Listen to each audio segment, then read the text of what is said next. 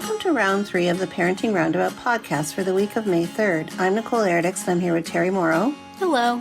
And Catherine Haleko. Hello. We're moms of teens and young adults, and when it comes to parenting, we've been there, done that, bought the t-shirt. But we're still waiting for that day when we'll reach the finish line and have no further need to lay down in a dark room with a wet rag over our eyes worrying about something or other. Wednesday is complaint day here on Parenting Roundabout, and today we are complaining about trying to help and not succeeding. Catherine, I think I will throw this over to you and you can explain what's going on. Well, maybe you all can help me because I'm stuck. I have a child who needs help with something and who will not accept it. Yeah. And I don't know what, I can't figure out how to do it. I can't force it on them. So, I don't know. It's just really, it's not just that they won't ask for help. But I mean, that's also an issue. So sometimes, I'm not aware of problems. Yeah. Because I haven't been told or I haven't been asked. But then there's also I know there's a problem and I am very prepared to try to help, but no, I can do it. It's fine. So, is it schoolwork or is it personal problems? Schoolwork. School. Does this kid not want your help because you make the kid actually do the work, and if they don't get help, they can just not do it? I think that's part of it. This was the situation with my daughter. I used to always help her with homework. Then at some point in high school, she said, no, that's okay, I'll do it myself. And she didn't do it. If I helped her, I would say, no, you're not understanding this. Let me explain it to you again, and let's work on it some more. And if I wasn't helping her, she could just turn it in, and who cares? Right. And occasionally just, cut and pasted stuff off the internet, which I would have told her not to do, but I was not included in that assignment. Yeah. I definitely think that's a big part of it. It's I don't want to face the reality of doing this. Yes. And if you're sitting there looking at the computer with me, then I do have to face it. That's right. The online stuff. It's really tough because I know I could help, this is for a living. I help people write things. So try to take advantage of what you have in your home. Yeah. But the fact that your mom makes it emotionally difficult to do that to some degree, and hard for you too. It's always hard for me to help and not do. Yeah. Whereas the kid would probably be just fine with the doing. If you want to do it for me, I got other stuff to do. Go crazy, point, Mom. I'm about ready to do that. But it's if you want to sit here flogging me until I understand it to your satisfaction, thanks, but no, I'll pass. Yeah. Does your child just need help doing the product or understanding the concept? Doing the product. That's why I sort of feel if I have to, I don't really want to do it for them, but I almost feel it would be, it's not okay to do that, obviously. Yeah. But like you said, it's not a matter of not understanding. It's neither option here is acceptable. So yes, sometimes you pick the more expedient one, which is just to do it. And that's not good. Can you sort of break it down in chunks and offer an incentive for each? You do this, I'll review it, and then we'll go to Starbucks. Right. Yes. I have tried that in the past with limited success, but I should try it again. My son used to work for Crackers. One math problem, one goldfish. Nice. But that was a long time ago. I don't think I could get that deal now. Yeah. Maybe is it just overwhelming?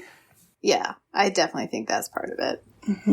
Is there the possibility of a like a tutor or somebody to provide homework help who would be more cool than mom? I actually tried that too. Or I suggested that, and it was rebuffed. No, I don't need that. What about if he speaks and you scribe?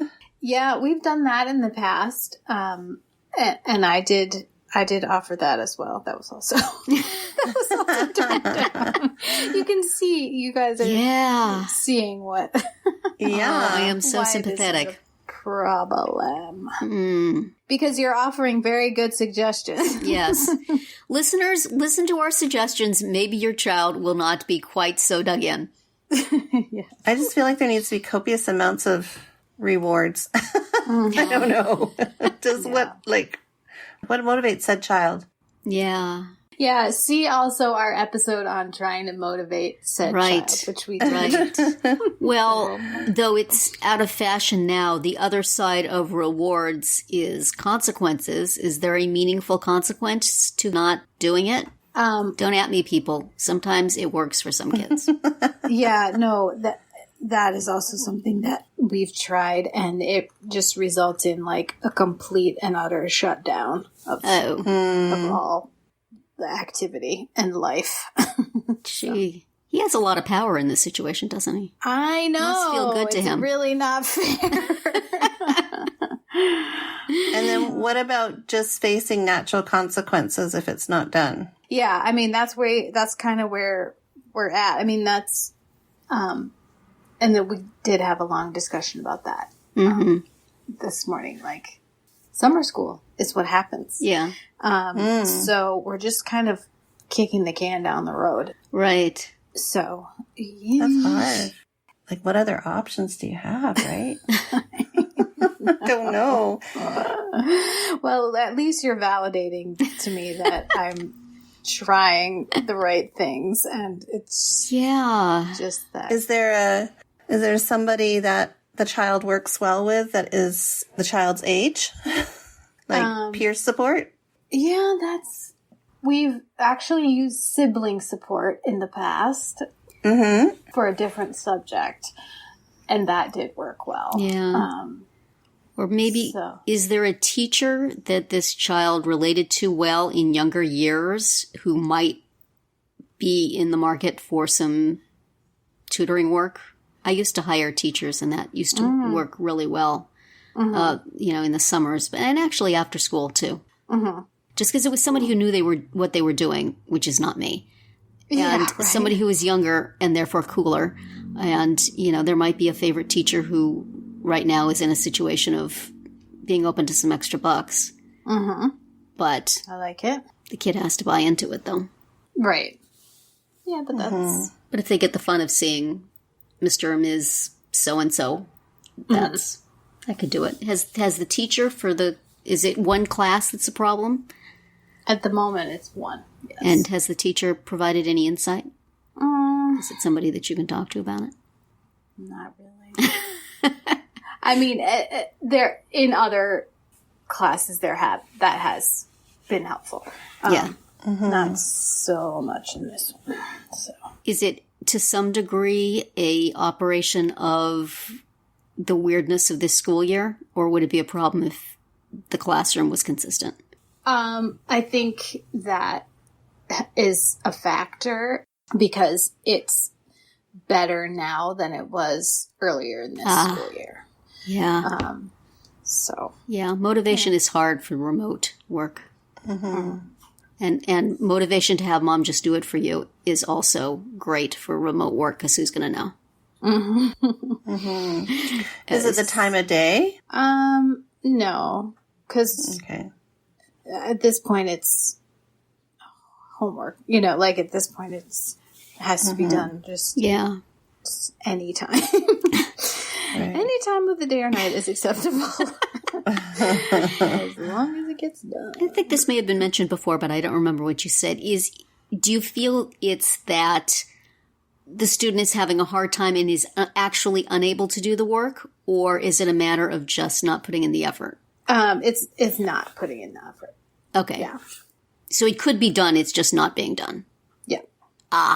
Yeah. Well, It's that's not, like, that's a not natural understanding. consequences sort of thing then. Yeah. Which stinks because then you have to deal with summer school too and transport and all that. Yeah. So you get punished as well. Yep. You can't do it for the kid if that is the case. I mean, there were situations when my kids were in school where some work would come home and I would go, you know what? They're not ready for this. And I'll bring that up at some future time. But at the moment, I'm just going to tell them what to write down.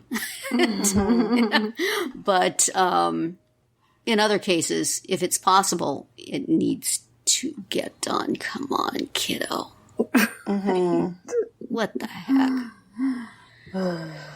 Anyway, well, that's my sob story for the day. Well, we were happy to But give I you do lots of know- advice that is not, that doesn't work anytime. I know, but at least That you've already tried. it at least helps me feel like it's not like I'm just missing some obvious thing, you know.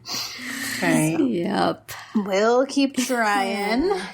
But that's it for today's round 3 tragic tale has come to an end. Tune in tomorrow when we will obsess about our own moms for Mother's Day. And then on Friday to see what we've come up with for our Roundabout Roundup picks this week. Find all our episodes at parentingroundabout.com and talk back in the comments there on our Facebook page or on Twitter where you'll find us at Roundabout Chat.